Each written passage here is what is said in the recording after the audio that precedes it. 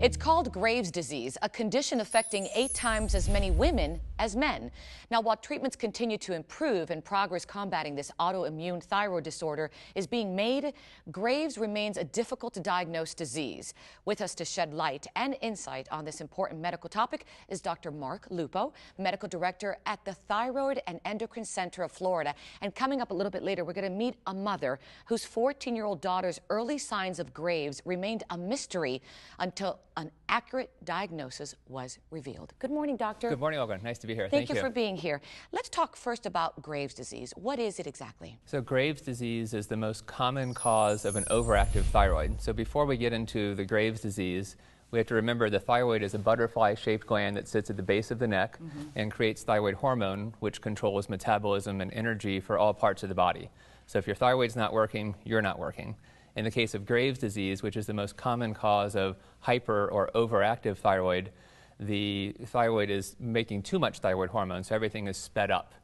And Graves' disease is often concerning as a name because they think it's a grave prognosis. And when I first heard it, I thought to myself, wow, you know, a disease that's grave, but that's not necessarily the case. truth. It was named after Sir Robert Graves from 200 years ago who discovered the disease. So the prognosis, luckily, with proper identification of the disease and treatment is quite good. Help me understand why it affects such a disproportionate number of women. Women seem to be more prone to Graves' disease, about 8 to 10 times more so than men.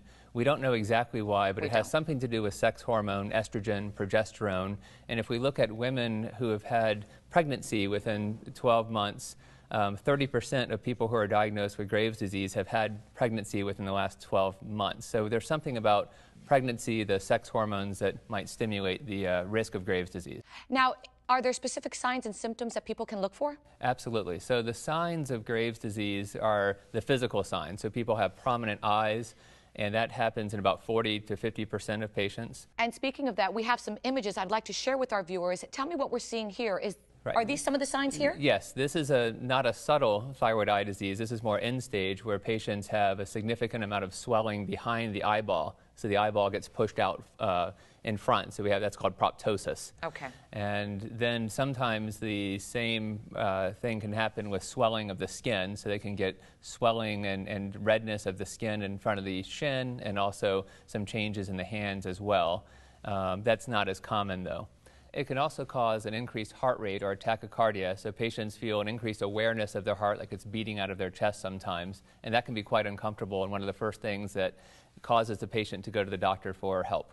Anxiety, short fuse, a lot of mood changes and irritability, insomnia, weight loss, feeling very hot, muscle weakness, where if you're climbing a flight of steps, you feel weaker, exercise intolerance, shortness of breath, things like that. Now, you mentioned pregnancy. Is there a certain age group that maybe can happen more in, or is that not a factor? So the pregnancy issue reminds us it's more of a reproductive age woman. So usually women in their 20s and 30s are more prone, but there's not an age cutoff. So this could happen any age, both for men and women, but typically in the 20s and 30s most commonly. And doctor, are there effective ways to treat this disease? Absolutely. So we have ways to control the excessive amount of thyroid hormone production. Okay. And there's 3 primary ways to treat it. So one is with medications that block the thyroid's ability to make extra thyroid hormone, and that's called medication management.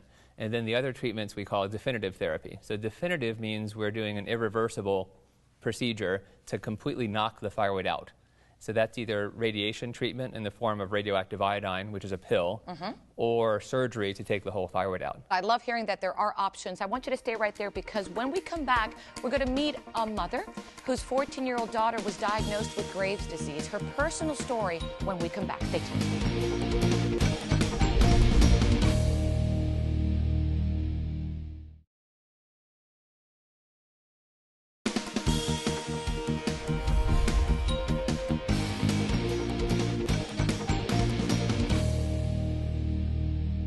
Welcome back, everyone. We're talking about Graves' disease. Once again, we're joined by Dr. Mark Lupo, Medical Director at the Thyroid and Endocrine Center of Florida.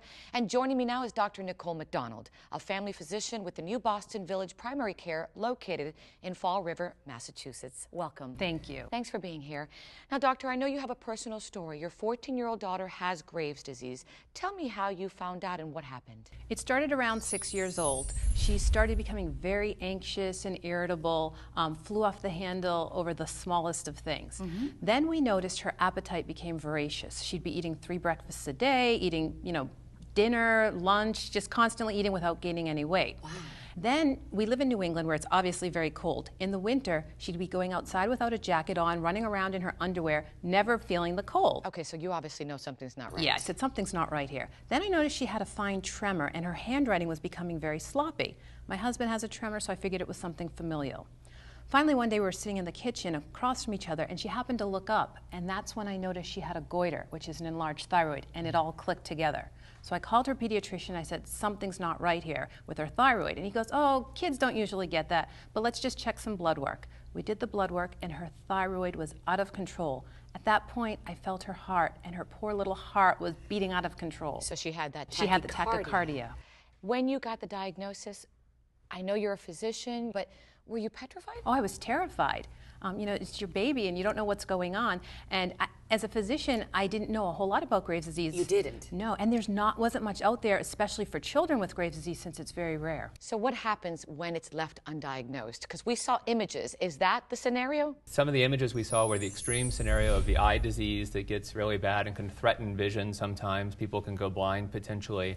The heart can beat so fast that you have high output heart failure, where you go into heart failure, and also you have abnormal heart rhythm problems, particularly atrial fibrillation, which can cause a stroke. So this is a deadly disease left untreated. So early diagnosis is so key, isn't it, Doctor? Absolutely, absolutely. What treatment is your daughter undergoing right now, and how has she improved? So she started on medicine to try to suppress the immune system, but with kids, they rarely go into remission. So then we had to decide between the radioactive iodine or the surgery. She wasn't a candidate for the radioactive iodine, so she actually had to have 6.5-hour surgery to have her whole thyroid removed. My goodness. And doctor?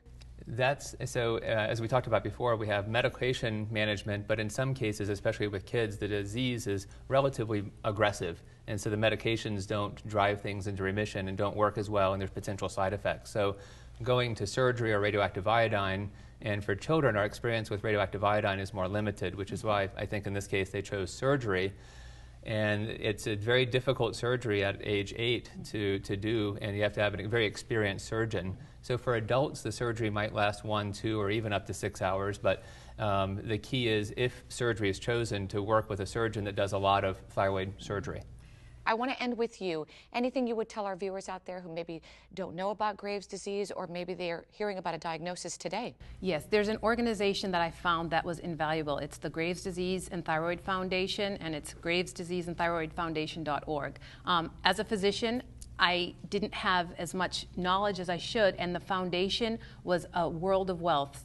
So I would definitely encourage anyone to look into that. Thank you so much. Thank you so much. God bless you, and good luck to your daughter, and God bless her. Doctor, thank you so much. Thank you. Appreciate that. Really appreciate your time. And if you'd like more information on conditions affecting the thyroid, you can also visit us at thebalancingact.com. We have all the information there for you.